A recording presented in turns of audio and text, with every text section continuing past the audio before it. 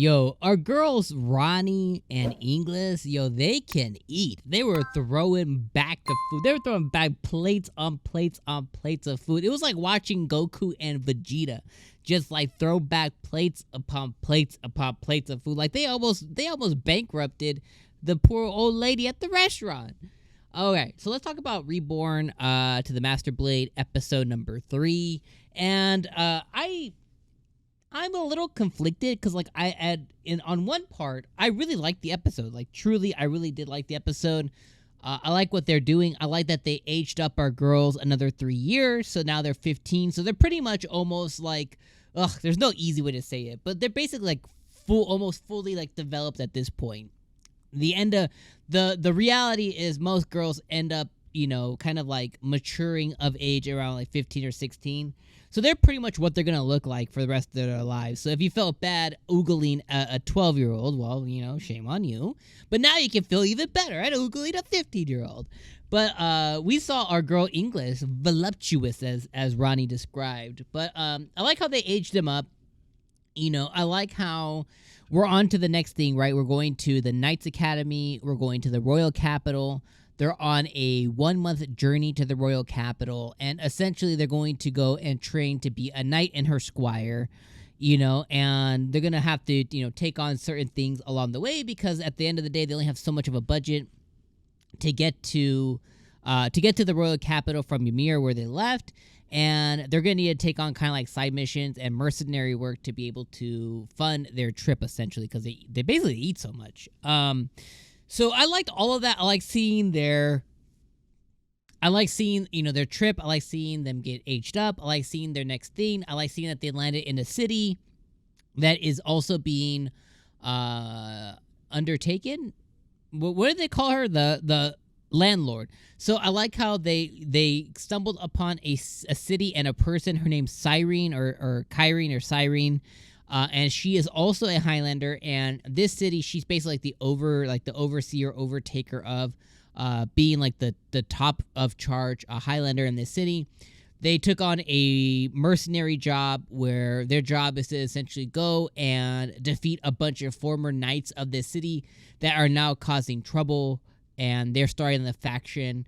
The episode ended with Inglis encountering a girl with red hair, who seems to be some kind of artifact as well. Essentially, there's these certain artifacts that they're like humanoid artifacts. They might be like a merger between an artifact and a human. But essentially, she's, like very similar to how Eris was prior. And that's kind of where we got left off on the episode. So all of that stuff was good. Now, let me start what I didn't like. Well, let me continue what I did like, and then I'll go into what I didn't like. So the other part that I did like as well is Leon. We ended the last episode with Leon attacking and doing his, his thunder voodoo, right? And we got an idea of what his motivations were. Originally, I thought like, okay, he's just protecting this Rawl dude because it's his job, and he doesn't want to lose his job, essentially. And the Knights are basically like the bitches of the Highlanders, essentially. He no longer wants to be, a street corner hood rat anymore, and he wants to, fight back against the Highlanders. Okay, commendable. So now he's joined this other weird faction, and they want to eradicate the Highlanders, and he's starting off with this Raw dude. He gave him something, poisoned him.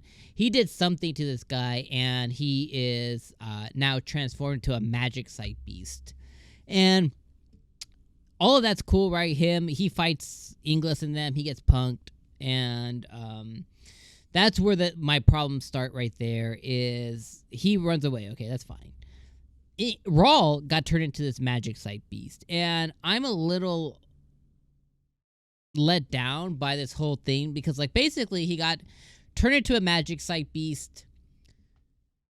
There are these things called like prismatics or prismers or something like that, and Inglis is basically trading to be able to take on whatever these things end up being in like one punch. He wants to be like one punch Ether Man, right? Cool.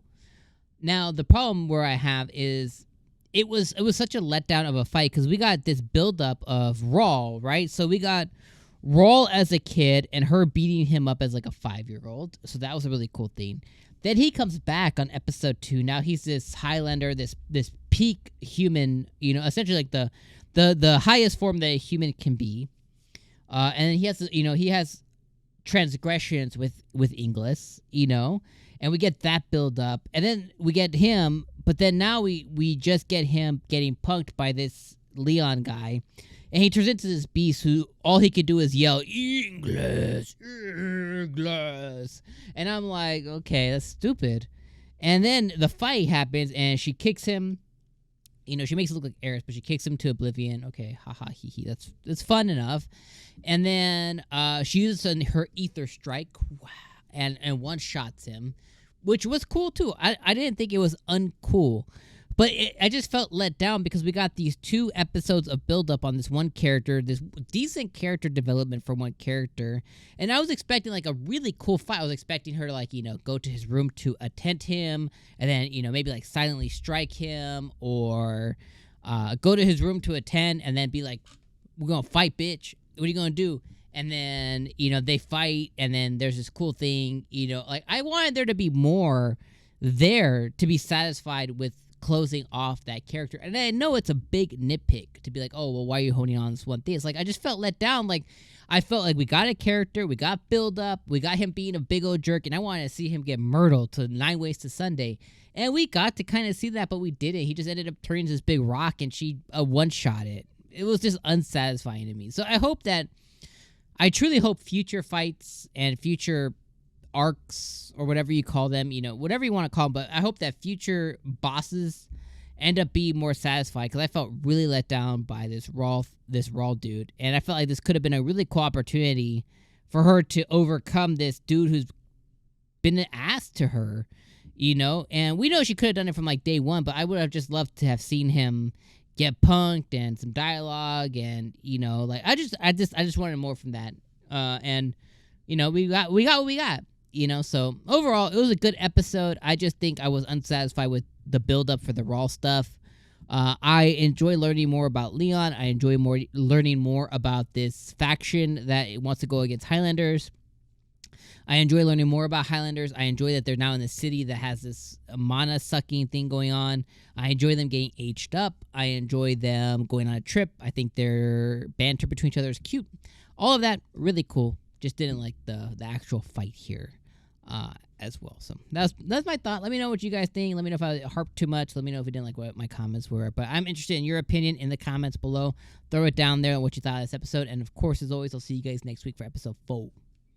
Peace out, guys.